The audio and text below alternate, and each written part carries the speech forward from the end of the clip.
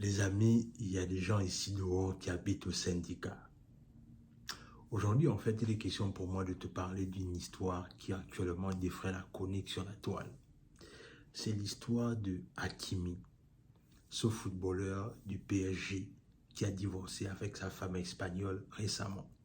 Je suis sûr que toi aussi, tu as pu certainement regarder cette histoire dans les réseaux sociaux. Mais en vérité, comment est-ce que ce footballeur-là va divorcer de sa femme, en fait?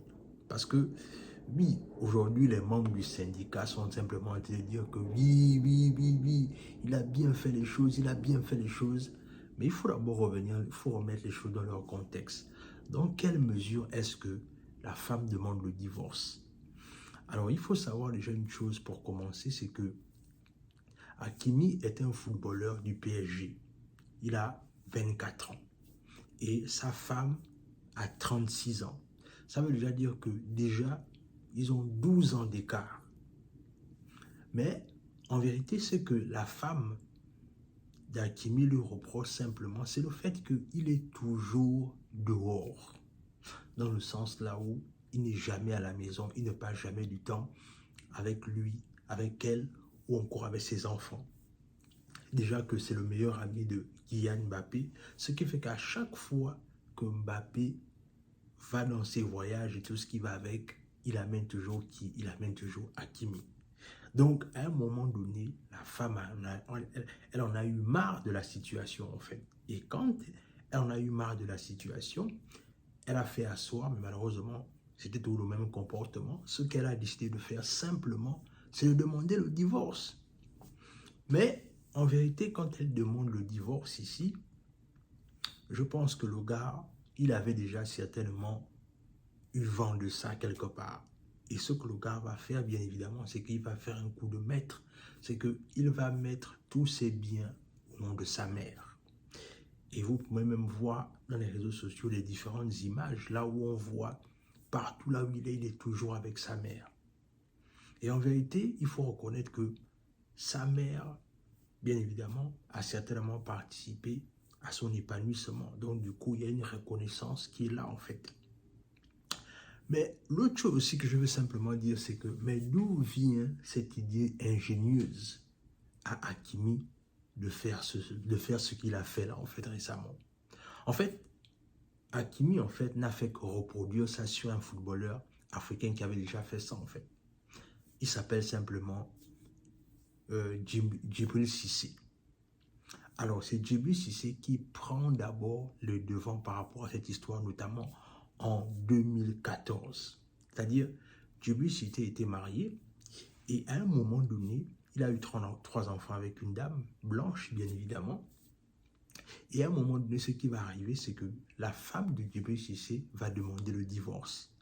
Et quand elle va demander le divorce, à un moment donné, lors de la réunification des biens et tout ce qui va avec, elle va être surprise du fait que lorsque le juge va faire la comptabilité de tout ce que Djibril Cissé possède, en fait, à la base, il ne possède rien à son nom, en fait.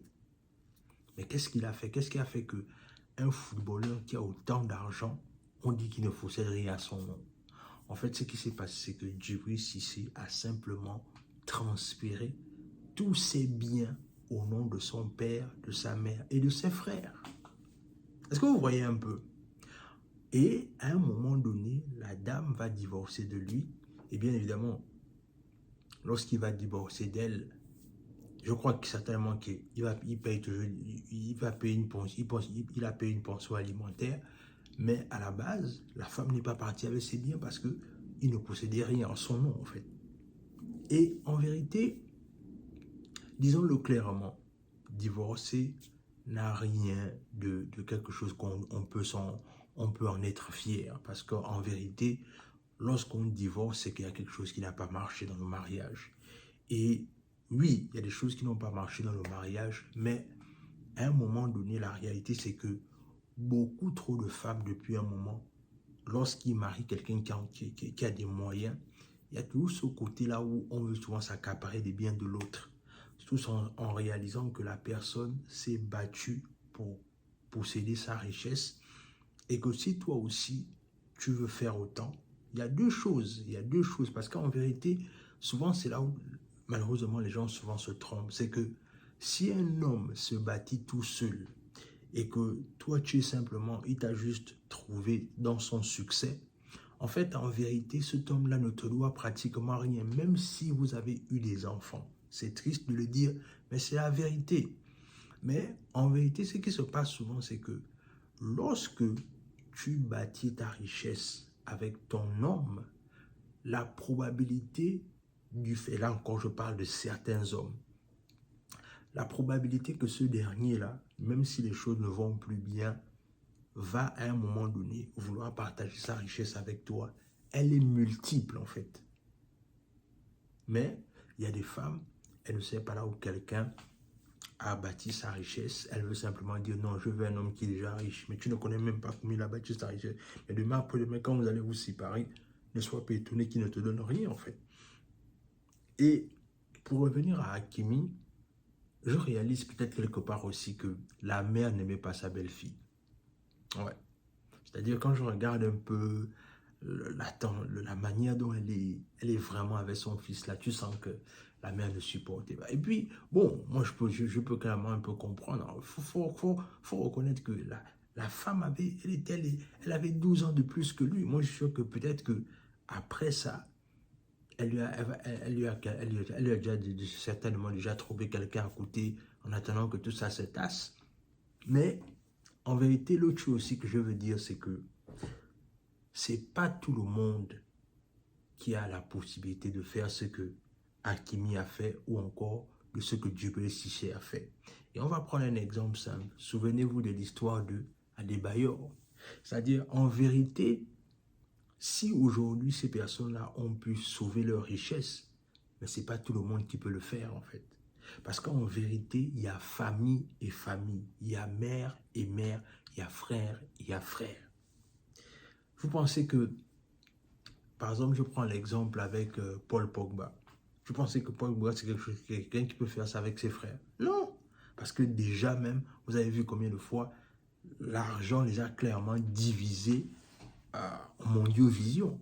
Donc, en vérité, c'est quand si tu as la chance de trouver des bons parents, des parents qui te supportent et qui tiennent à toi, il n'y a que comme ça que ça peut marcher. Mais en vérité, ce n'est pas quelque chose qui est donné à tout le monde. Parce que ne soyons pas naïfs, ce n'est pas tous les membres de ta famille qui veulent ton bien.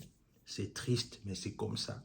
Donc, plus tôt tu comprends déjà ça, mieux ça va t'éviter en fait des déceptions inutiles, par exemple, que tu aurais pu avoir par rapport au fait que voilà, je comptais sur toi, je comptais sur ton soutien, mais alors que maintenant là, voilà, tu n'as pas le soutien de ce que tu voulais. Donc, en vérité, il y a famille et famille. Et moi, je prends conscience du fait que le geste qu'il a fait, oui, ça va peut-être un peu embêter la femme, mais je suis sûr qu'il va payer une pension alimentaire pour les enfants, ça c'est sûr. Mais le plus important, c'est qu'il a sauvé sa richesse et qu'il va continuer à vivre sa vie. Mais ça interpelle aussi les femmes sur le fait de comprendre qu'il faut apprendre également vous-même à bâtir vos richesses.